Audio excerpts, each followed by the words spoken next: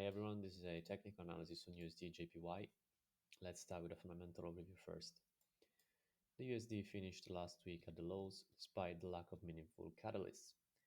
Overall, it just maintained the bearish bias triggered by Powell's dovish tilt at the Jackson Hole Symposium. This week, traders will be focused on the US labor market data, culminating in the NFP report on Friday. In fact, the data will influence interest rates expectations greatly. Right now, the market is pricing an 89% probability of a rate cut in September and a total of 55 bps of easing by year end. Strong data might take the probability for a September cut towards a 50-50 chance, but will certainly see a more hawkish repricing further down the curve and likely support the dollar. Soft data, on the other hand, will likely see traders increasing the dovish bets, with a third cut by year end being priced in and weighing on the greenback. On the JPY side, the currency has been rallying on the back of the dovish expectations for the Fed.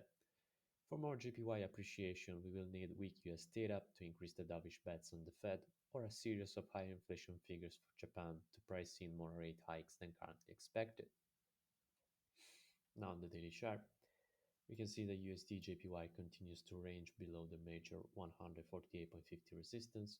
If we get a drop into this major trend line, we can expect the buyers to step in with a defined risk below the trend line to position for a rally into the 151 handle. The sellers, on the other hand, will look for a break lower to increase the bearish bets into the 142 handle next. On the 4-hour chart, we can see that we've been stuck in a range for the entire month, as traders have been waiting for the key US data before picking a direction. There's not much we can glean from this time frame, as market participants will likely continue to play the range until we get a breakout on either side. On the 1-hour chart, we can see that we might be forming a smaller range around the support. If we get a break above this minor resistance around the 147.40 resistance level, we can expect the buyers to pile in to extend the rally into the 148.50 resistance. The sellers, on the other hand, will want to see the price breaking below this support to extend the drop into new lows. The red lines define the average daily range for today. For the upcoming catalysts, tomorrow we get the US ISM manufacturing PMI.